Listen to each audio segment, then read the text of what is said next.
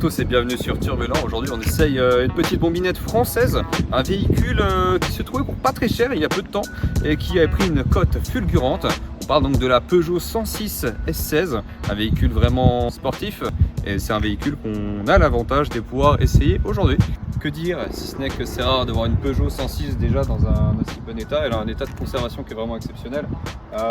C'est des véhicules qui sont souvent maltraités, martyrisés, qu'on a souvent eu pour pas très cher, pour avoir des performances qui sont relativement correctes. Et on a du coup beaucoup de modèles qui sont trafiqués. C'est pour ça qu'on a ce modèle donc, qui totalise 160 000 km. C'est un modèle qui a été importé du Japon, qui prouve encore une fois que les Japonais sont très soigneux, très conservateurs. Et on a la chance donc du coup d'avoir des véhicules en bon état, bien conservés, donc du coup qui a un prix qui va en conséquence. Qu'est-ce qui va changer par rapport à une 106 classique? Alors au-delà du moteur, du châssis, les aspects esthétiques forcément, le pare-choc qui sera différent, on aura les ailes un peu plus bombées qu'on va retrouver sur des versions spéciales, des séries spéciales comme les Quicksilver par exemple. On a les jantes alisées qui sont impossibles à équilibrer puisque les ingénieurs de chez Peugeot se sont dit au moment on va pas mettre de centre de roue. Alors esthétiquement c'est cool, pour équilibrer c'est la merde. Or toit ouvrant, ce qui est plutôt un avantage puisque la maladie sur les Peugeot de ces années là c'était vraiment le toit ouvrant qui cuit. Forcément aussi on a le béquet. Sur les finitions de base, des choses qui nous paraissent un peu affolantes pour l'époque mais qui paraissent logiques aujourd'hui. On a les vitres électriques, la climatisation. Le compteur lui aussi va différer.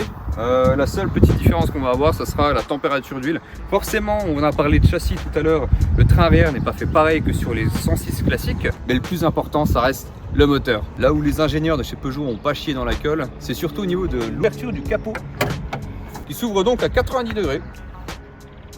En termes de motorisation, on est donc sur le TU5, sur une base de TU avec une culasse 16 valves. On rappelle le 16V qui était un peu une technologie moderne à l'époque qui vient remplacer donc du coup le sigle GTI en France. Et sur d'autres versions, on a eu donc du coup des 106 GTI pour des versions importées. Peugeot a donc tenté de renouveler, alors il y a eu deux versions. Volkswagen a lancé le logo GTI à l'époque, Peugeot l'a rattrapé derrière avec la 205 GTI. Et il y a l'autre version qui vient dire que les assurances, quand ils voyaient le sigle GTI, non, tu dégages! C'est des véhicules qui étaient pas chers et les jeunes adoraient ces voitures là. Malheureusement il y a eu excessivement de morts, notamment avec les 205 GTI. C'est pour ça que Peugeot a souhaité renouveler ça. Déjà en lançant le logo S16 pour la nouveauté et en plus de ça pour permettre aux jeunes de pouvoir s'assurer plus facilement avec ces petites bourbinettes françaises. La Peugeot 106 est arrivée donc début des années 90 accompagnée de la 306 qui rappelle étonnamment la première 205 contrairement à la 206 qui elle n'a plus rien à voir esthétiquement parlant. On a eu les premières phases puis les phases 2 qui sont venues en incluant donc du coup la S16 qui a remplacé donc du coup la XSI avec ses 100 chevaux pour, je le rappelle, 850 kg à 900 kg en moyenne en fonction des options. Ce qui encore une fois aujourd'hui fait sa rareté, c'est surtout le fait que ce soit des véhicules qui n'ont pas été très chers, des véhicules qui ont été souvent malmenés, maltraités, utilisés en course ou en rallye et qui étaient accessibles. On arrive en 2024 où ces véhicules-là ont une cote relativement excessive mais qui ont des performances relativement violentes pour des données constructeurs qui annoncent une vitesse maximale à plus de 205 km/h.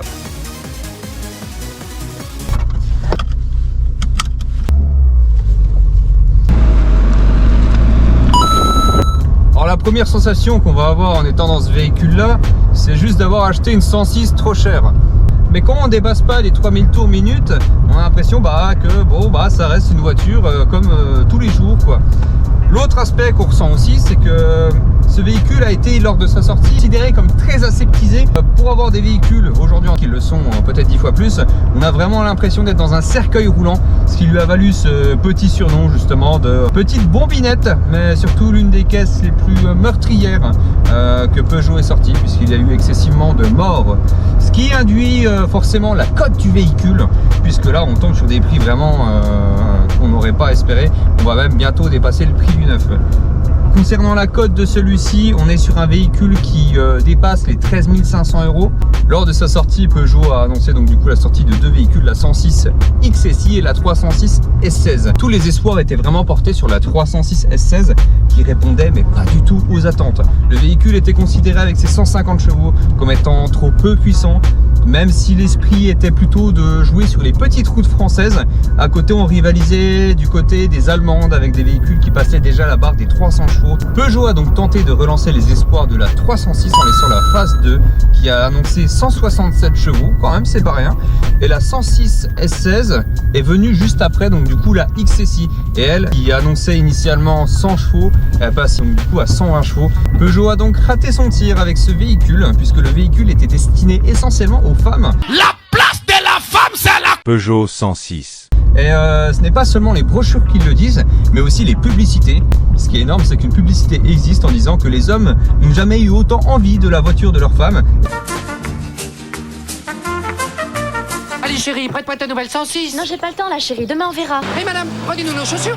Nouvelle Peugeot 106, les hommes ont de nouvelles raisons d'être fous de la voiture de leur femme. En termes de performance, forcément, vous me direz, mais qu'est-ce que ça vaut?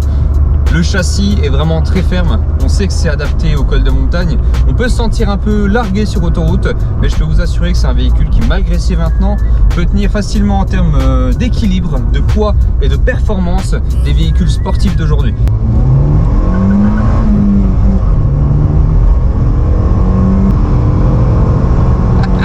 On sait pourquoi il y a eu des morts là-dedans. Alors en termes de ressenti, que dire, on sent que les chevaux ne sont pas excessifs. On ne sera pas plaqué au siège non plus, mais on sent que le poids est très faible. Et on a facilement l'impression de la perdre dans les virages. Un freinage trop brusque dans le virage peut facilement la faire partir du cul. Il faut savoir que les tractions d'habitude partent de l'avant, alors celle-ci, par rapport à une traction classique, va plutôt avoir tendance à partir du cul. Alors l'avantage étant, c'est que ça se joue très bien au frein à main. Par contre, dans les virages, faut s'accrocher. Et surtout, faut pas perdre ses pieds, pas lâcher le gaz et pas freiner. Ce qui reste quand même étonnant, c'est que ce véhicule peut atteindre les 200 km/h. J'ai pu constater que c'était réellement le cas. Et ça fait peur. Prendre 200 km/h dans une 106, je vous laisse imaginer la sensation que ça a. Mais ça vaut aujourd'hui largement sa cote actuelle. Ce que les gens cherchent avant toute chose, c'est d'avoir un véhicule qui leur rappelle les performances et les saveurs d'antan, si je puis dire. Parce que aujourd'hui on a des véhicules qui sont tellement aseptisés, tellement sécurisés qu'on n'a plus cette sensation de mort. On n'a pas l'impression qu'on va crever dans les virages. On a vite tendance à oublier qu'on est dans une 106 et on tombe sur des performances, sur des impressions de vitesse vraiment exceptionnelles. On en veut toujours plus. C'est ça les Youngtimers. C'est ça ce qu'on cherche aujourd'hui. C'est vraiment chercher les limites. Malheureusement, les limites de ce véhicule, elles se montrent souvent. Et on compte plus les accidents ni les morts qu'il y a eu avec celle-ci. Ce qui encore une fois est la raison de la cote actuelle. La dernière fois nous rappelle que les sportives peuvent parfois être très dangereuses, notamment celle-ci. Do a George Michael. Je suis en train de crever de chaud, sa mère la p***. Vous me direz le prix qui est vraiment affolant. Alors on a tendance à se dire oui c'est affolant parce que c'est des véhicules qu'il y a encore 4 ou 5 ans on pouvait toucher à 6-7 000 euros. Oui, je suis tout à fait d'accord avec vous, mais aujourd'hui tout a augmenté et comment se dire que bon bah je vais rechercher des performances là-dedans et à côté à ce prix là bon bah j'ai un 220D ou j'ai une A3 Sportback. Et tout est en train d'augmenter et pour moi je pense que c'est un prix qui est assez justifié. C'est des performances qui sont ultra violentes qu'on va plus jamais retrouver dans un véhicule. Aujourd'hui on a beau avoir des Twingo RL, les dernières packs sportives, mais on n'a plus du tout cette sensation qu'on pouvait retrouver là-dedans. L'Atmo d'ailleurs c'est fini, on n'en verra plus ou alors que très peu. Mais honnêtement son prix elle les vaut. J'espère que cet essai vous aura plu. Si c'était le cas, n'hésitez pas à vous abonner. C'était Turbulent. À très bientôt.